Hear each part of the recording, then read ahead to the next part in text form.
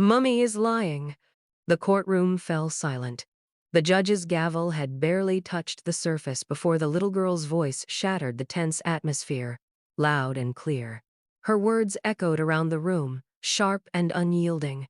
Every eye in the room turned toward her, and for a moment, nobody could speak. A little black girl, barely 7 years old, stood up in front of the judge, her eyes wide, face twisted with a mixture of fear and urgency, as if she had just uncovered a dangerous secret. Her mother, sitting at the defendant's table, froze. The woman's hands gripped the edge of the table so tight her knuckles turned white. The judge, an older man with glasses perched at the end of his nose, looked down at her with surprise. "What did you say?" he asked, his voice gentle but laced with authority.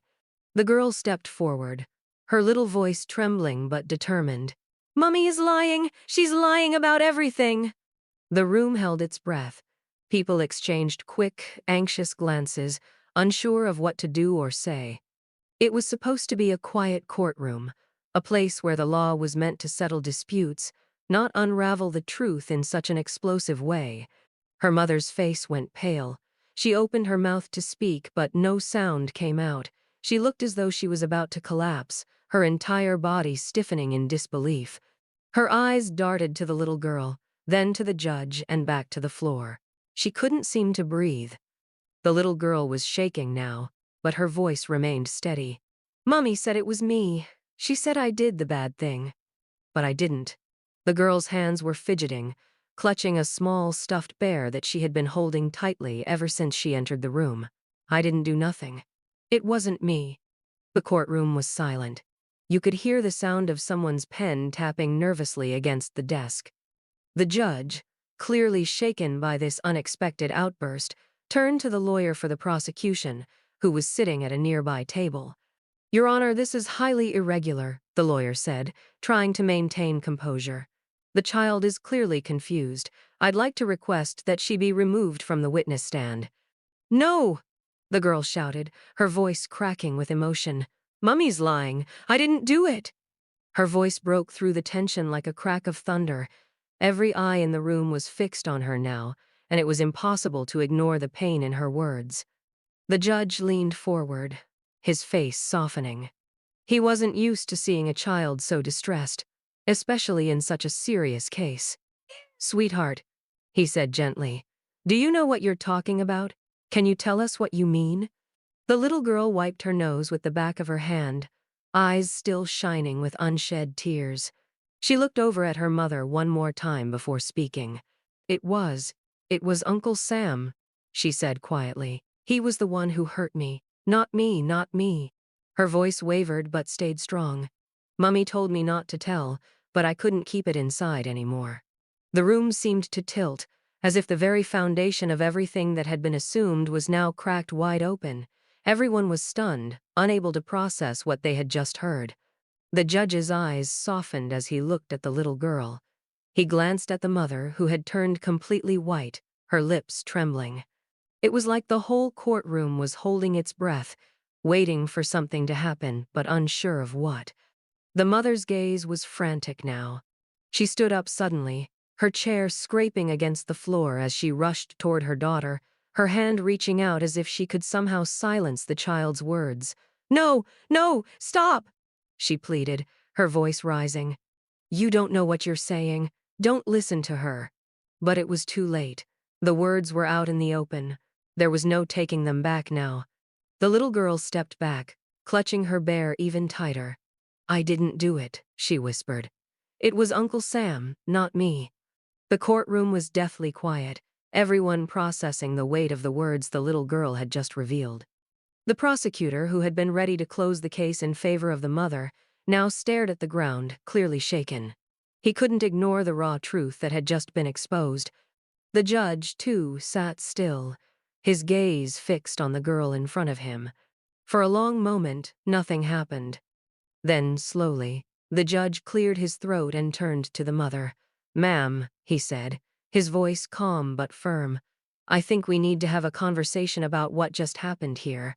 The mother collapsed into her seat, sobbing uncontrollably now, her entire body shaking.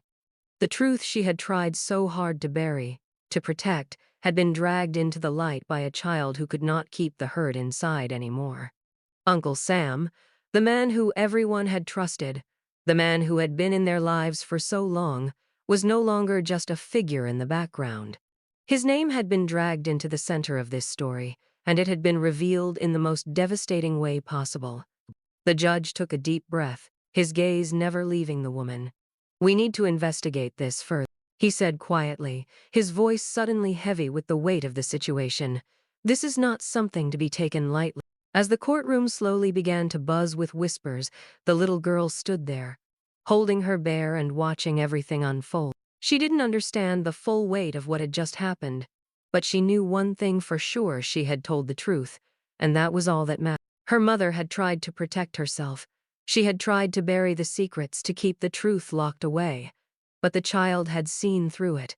The lie had been broken, and now there would be consequences. For the first time in a long while, the little girl felt like she had done something right. She had saved herself. She had saved them all. The silence in the courtroom was thick, like everyone was holding their breath, unsure of what would come next. The little girl stood there, her small body trembling slightly, but her eyes were steady, like she understood something the adults around her did not. She had said what needed to be said, and now the room was full of questions that would have to be answered. The judge stood up slowly, his voice somber as he addressed the room. "I think it's clear we need to take a deeper look at this matter. This is no longer just about the case at hand, but about something much more serious." The prosecutor nodded, but his face was pale. The case had been simple enough before. A woman accused of harming her daughter's own story, one version of events. But now, that version had shattered, replaced with the unsettling testimony of a little girl who had just ripped open a wound no one was prepared for. The mother, still sitting at the table, was no longer trying to hold back tears. They flowed freely down her face, her eyes wide with panic as she looked between the judge and the girl. Her hands twisted in her lap, as if she was trying to find something to hold on to, something to keep her grounded. But there was nothing left to hold on to now. "You have to believe me," she choked out, her voice shaking. "She's confused. She doesn't understand. I didn't mean to. I never—" "Ma'am," the judge cut her off, his tone still calm, but with a firmness that let her know this was no longer a plea for sympathy. "We have to go through the proper steps now. It's important that we hear from everyone involved." But the woman didn't seem to hear him. She was too caught up in her own panic, trying desperately to claw her way out of the hole she had dug. She reached out to the girl, her hand shaking as she said, "Please, baby, please, don't tell them that. You don't know what you're saying. You don't understand what this will do." The girl didn't flinch. She stood tall, her little voice unwavering. "I do understand. You hurt me, and I couldn't let you lie about it anymore." The words hung in the air like a heavy fog. The mother's face crumpled, her lips trembling as she let out a sob.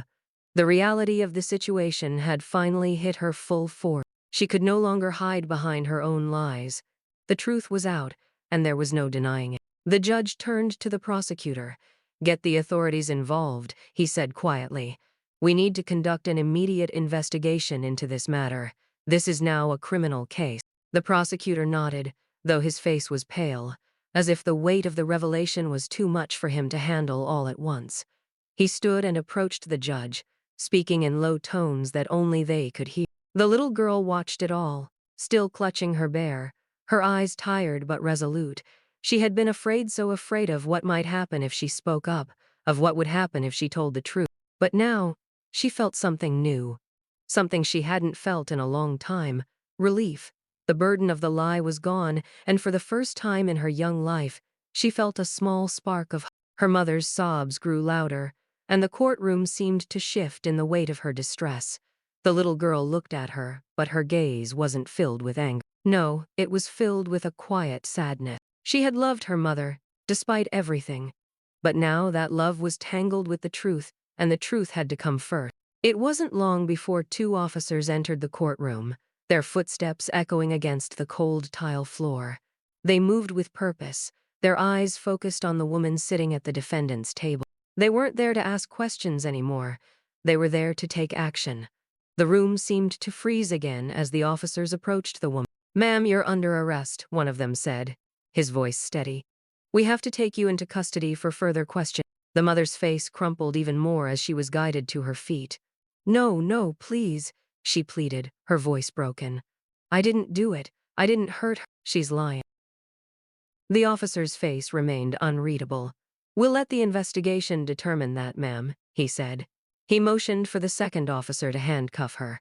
The woman didn't fight them. She let herself be led away, her cries echoing through the room, a haunting reminder of what had just happened. The little girl watched, unmoving, as her mother was taken out of the courtroom. Her heart pounded in her chest, but she didn't feel the same fear she once had. She had done what was right. And that had to mean something. The judge returned to his seat, his gavel falling heavily. This hearing is adjourned, he said quietly, but this case is far from over. As the room began to empty, the little girl was led out by a kind social worker who knelt down beside her. You did a brave thing, the woman said softly, offering her a hand. You told the truth. The girl didn't respond right away.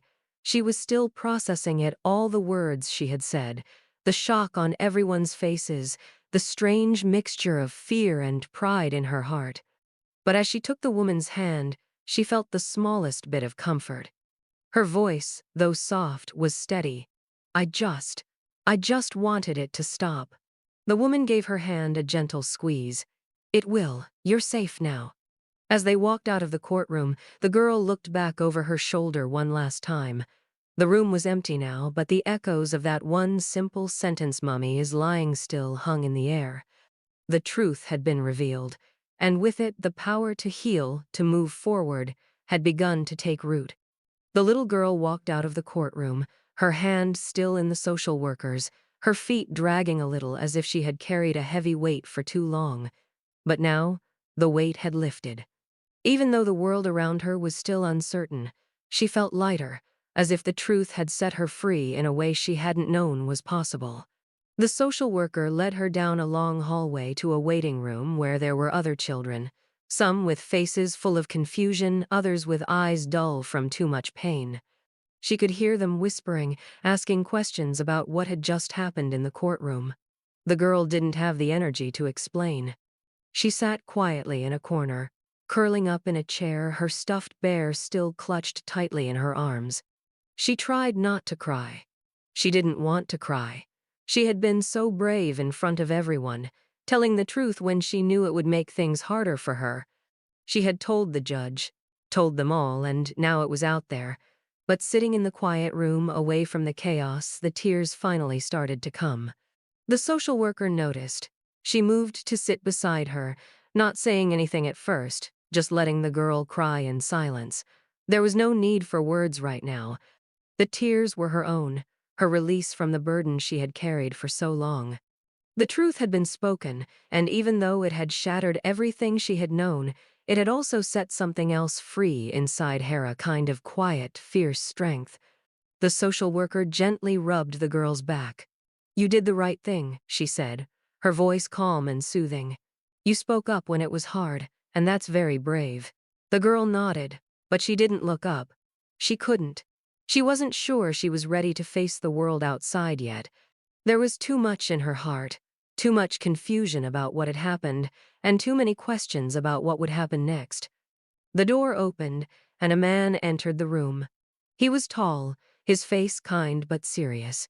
The social worker stood up and gave him a nod before turning to the girl. Sweetheart, she said, this is Detective Harris. He's here to talk to you for just a few minutes. It's okay. You don't have to say anything if you're not ready. The girl glanced up at the detective, but only for a second. She wasn't sure what to make of him. Was he going to ask more questions? Was he going to make her tell the whole story again? Detective Harris knelt down in front of her, his face kind, and his voice soft. I know it's been a really long day, he said, his voice gentle, and I know it's hard, but we need to make sure we have all the information, okay? So when you're ready, you can tell me everything you remember. You don't have to do it now, but whenever you're ready. The girl nodded, wiping her eyes with the back of her hand. She wasn't sure if she was ready to speak again. The whole idea of telling her story over and over, reliving the pain, made her feel exhausted. But there was something about the detective's presence that felt different. He wasn't rushing her, wasn't pushing her to speak. He was giving her space, letting her take her time.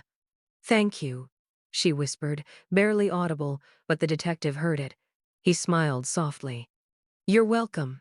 Take your time. We'll be here when you're ready." The social worker sat back down beside her, not asking anything more, just letting her have the silence she needed. The girl felt something stir inside her, a flicker of strength, of power. She had spoken the truth. The truth had been heard, and she would have to face whatever came next. But for now, for just this moment, she let herself sit in the quiet. Outside the room, the sounds of people moving quickly, talking in hushed tones, and phones buzzing created a hum in the background.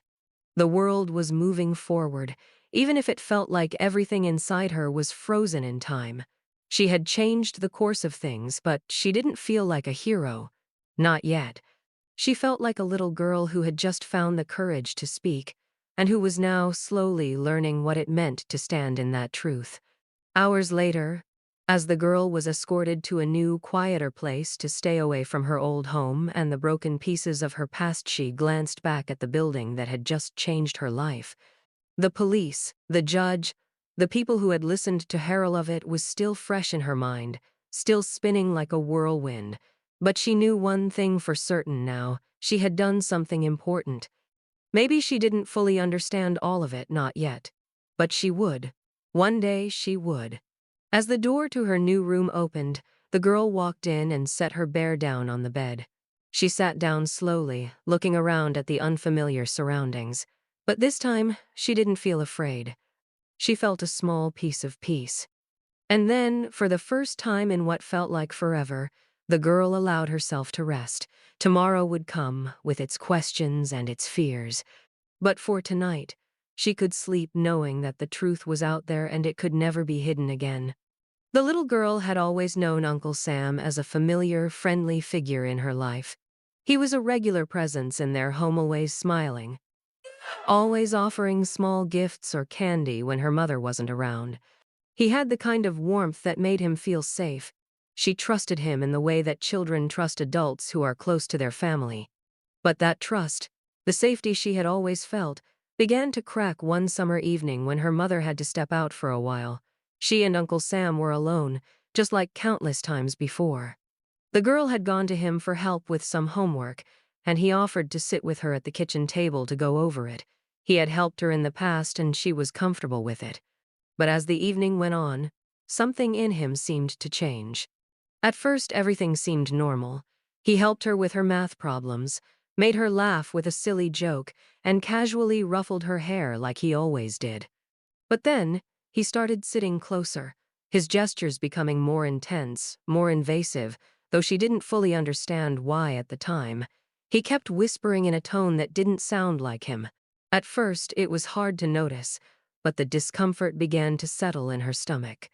Eventually, she felt something in her gut, a feeling that something wasn't right. She had been told before that when you feel uncomfortable, you should speak up, but she was too young to understand exactly what was happening. All she knew was that Uncle Sam's actions were making her feel uneasy, and she couldn't make sense of it. She wanted to move away from him, but he made it hard to do so. She tried to push him off gently, tried to make sense of why his behavior was suddenly so different. But when she felt trapped, when the situation felt like it was spiraling out of control, her fear overwhelmed her. Without thinking, she ran to her room, slammed the door behind her, and locked it. The house was quiet after that, except for the sound of her rapid heartbeat. She sat on the bed, hugging her knees to her chest, terrified of what had just happened. She didn't know what to call it, didn't know how to understand the emotions that were swirling inside of her. She didn't even know who to tell, because the shame, the confusion, the uncertainty, it was all too much. But she couldn't shake it. It gnawed at her for weeks, eating away at her thoughts. There were moments when she tried to forget, tried to pretend nothing had happened. But each time, the unease crept back into her mind. Her mother had noticed the change. The girl had become quieter, withdrawn, her joy replaced with silence. Her mother asked her if something was wrong, but the girl didn't know how to answer. She was afraid of what might happen if she said anything, afraid that her mother might not believe her, afraid that it might tear their family apart. So she kept quiet. She kept pretending that everything was fine, hoping the feeling of unease would go away. But it didn't. It lingered. And then, in the courtroom, in front of everyone, when the time came to speak out, she couldn't keep it inside any longer. When she stood and said, "Mummy is lying," it was because she had reached a breaking point. She could no longer pretend, no longer hide the truth. The words were simple but powerful. "I didn't do it. It wasn't me. It was Uncle Sam." The room went still as the weight of her words sank in. Her mother's face changed from one of disbelief to sheer panic. She tried to dismiss it, but the girl's voice had already carried the truth into the open. The girl knew that saying those words would change everything. She knew it would shake her family to its core. But in that moment, she realized she couldn't let fear silence her anymore. The truth was too heavy to carry alone. As her mother's tears and desperate pleas filled the room, the girl didn't flinch. She didn't feel the guilt or shame she once did. Instead, she felt a sense of relief, a quiet pride in having done the right thing. She had spoken the truth. She had taken the first step toward healing, toward freedom. And even though the road ahead would be hard, filled with questions, investigations, and painful moments, she knew this was the only way to move forward. When the courtroom emptied and she was taken to a quiet room away from the chaos, the girl sat, still clutching her stuffed bear. The weight of the day pressed down on her, but there was a strange calm, too. She had faced something dark and overwhelming, and though she didn't fully understand all that would come next, she knew one thing for sure. The truth had been spoken, and that truth could never be taken back. She had finally reclaimed her voice. The social worker, who had been quietly watching from the door, came over to sit beside the girl. Her voice was soft and comforting as she spoke. "You did something incredibly brave today," she said. "You told the truth when it was really hard, and that's going to help more than you know." The girl nodded, but didn't speak. She wasn't sure if she felt brave yet. She felt numb, like everything that had just happened was too big for her to fully understand. There had been so much chaos in the courtroom, so many eyes on her. Her hands were still shaking, and every time she tried to think about what would come next, her mind just blanked out. The social worker noticed the girl's silence, but she didn't push her. Instead, she just let her sit there, giving her space. For a long time, there was only the quiet hum of the building around them. Other people were still moving about, the world still turning, but for the girl, time felt like it had stopped, just for a moment, as she tried to process everything. After what felt like hours, the social worker finally stood up. "If you're ready, we can go get some fresh air. I know it's been a long day, and I'm sure you could use a little break." The girl didn't answer immediately, but she looked up at the woman and nodded slowly. The idea of leaving the room sounded good, anything to get away from the oppressive silence of the building. As they walked outside into the cool evening air, the girl felt a small sense of calm. The sky was still bright, the sun setting in a burst of oranges and pinks that painted the horizon. It felt like a different world outside, one that hadn't been touched by the events of the day. She took a deep breath, trying to steady herself, and felt the fresh air fill her lungs. The social worker smiled softly at her. "It's okay if you don't feel okay right now. It's all a lot to take in, but you don't have to go through this alone anymore." The girl didn't say anything at first. She wanted to speak, to tell the woman how strange everything felt, how she wasn't sure if she was ready for the truth to spread even further, but she couldn't. The words were instead, she just nodded again and looked up at the sky.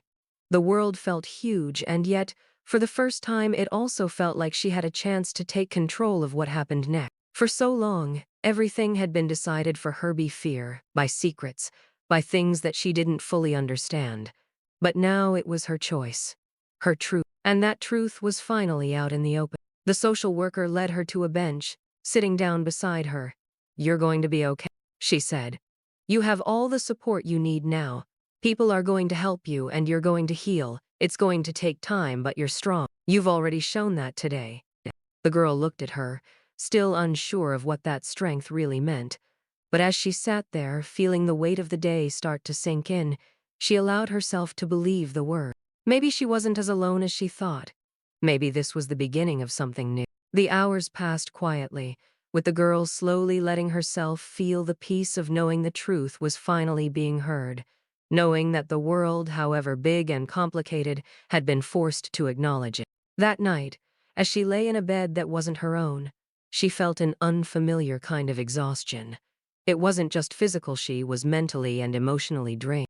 But even in the tiredness, there was something different. A weight had lifted from her chest, and she knew she would never again feel the same way about her own voice. The truth had a power, a clarity that she hadn't known existed before. Tomorrow, the legal process would continue. The investigation would unfold. Her mother's fate was now uncertain, and the coming days would be filled with difficult decisions.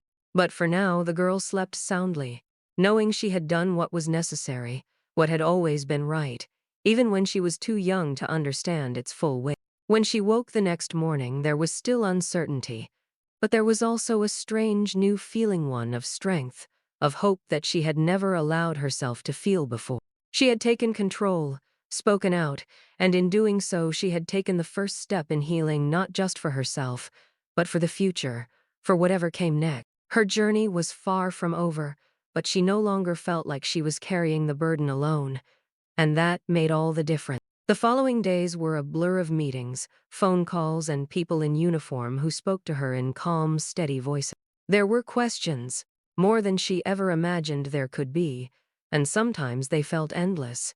Some were difficult to answer, like when they asked her about her memories of that night. Others were easier, like when they told her she could take a break, that she didn't have to talk unless she was ready. But even though the questions felt heavy, there was something else growing inside her. A quiet strength, a growing sense of control. She wasn't as scared anymore. The girl had begun to realize that she wasn't just a victim in this story. She was a survivor, and no matter how dark the world around her seemed, she could stand up. She had stood. The social worker, who had been with her through the long days, offered her small moments of comfort. Sometimes it was just sitting with her in silence. Other times it was taking her to the park, letting her run or swing or even just sit on the grass and watch the world go by. Little by little, the girl began to heal, not in big dramatic moments, but in small, quiet ones. One afternoon, as the girl sat on a swing, pushing herself gently back and forth, the social worker sat down beside her. The sun was low in the sky, casting a warm, golden glow over everything. It felt like the kind of day where the world was gently reminding her that there could be peace again. "You're doing really well," the social worker said, her voice soft but filled with warmth. "I know things are still scary. I know it's not easy. But you're handling this in a way that's so strong. And it's okay to feel all the things you're feeling. You don't have to rush anything." The girl nodded, but didn't speak. She wasn't sure how to explain what she was feeling. Some days there were moments of fear or doubt. What would happen to her family? Would things ever be normal again? Would her mother ever look at her the same way? But most of the time she felt like she was learning to move forward, piece by piece, taking small steps into the light. "Do you ever think about what you want for the future?" the social worker asked gently. "What kinds of things make you feel safe, make you happy?" The girl thought for a moment, then nodded. I want to feel okay again," she said softly. "I want to go to school without being scared. I want to see my friends. I want to laugh like I used to. I want to feel normal." The social worker smiled and nodded. "That's a beautiful thing to want, and it's something you'll have again in time. You don't have to have it all figured out right now. The most important thing is that you've made it this far. You've taken control of your life in a way that so many people never get the chance to do." The girl's eyes shone with a quiet hope, one that had been buried for so long. The future, though uncertain, seemed just a little brighter now. She didn't know what would happen next, or how long it would take, but she knew she was no longer walking alone. She had her voice. She had her truth. And those were things no one could ever take from her. Days turned into weeks, and though there were still tough moments, the girl began to find her footing again. She spent time with her new foster family, who were kind and patient, who let her heal at her own pace. She slowly reconnected with friends from school, though the friendships were different now. filled with understanding and tenderness she hadn't known before. Through it all, she realized that while the road to healing would be long, it didn't have to be traveled alone. She had people who cared for her, people who believed her, people who would protect her from now on. And that made all the difference. Her mother's trial, of course, wasn't easy. There were painful moments, uncomfortable conversations, and a lot of waiting. But with each passing day, the girl felt less and less afraid. She didn't know what would happen in the end, but she knew that by speaking up, by telling the truth, she had done what was needed, and that had already changed everything. One evening, as the girl sat by the window watching the sun set, she thought about what it meant to heal. It wasn't a quick fix. It wasn't a single moment that made everything better. But it was something, a process, a path she had started down, and though she couldn't see the entire road, she knew she would walk it with her head held a little higher, with her truth in her heart. And as the stars began to twinkle in the night sky, she allowed herself a small, quiet smile. It was the first time in a long while that she felt like there was a future waiting for her. A future where she would be free to live without fear. A future where maybe, just maybe, she could find peace. And that was enough for now. Hey there, if this story moved you, don't forget to hit subscribe to join me for more powerful, real-life stories that spark change and inspire strength. Together, we can explore stories of resilience, justice, and the moments that make a difference. Your support helps amplify voices that need to be heard, so let's grow this community of changemakers. Click subscribe now, and let's continue this journey together.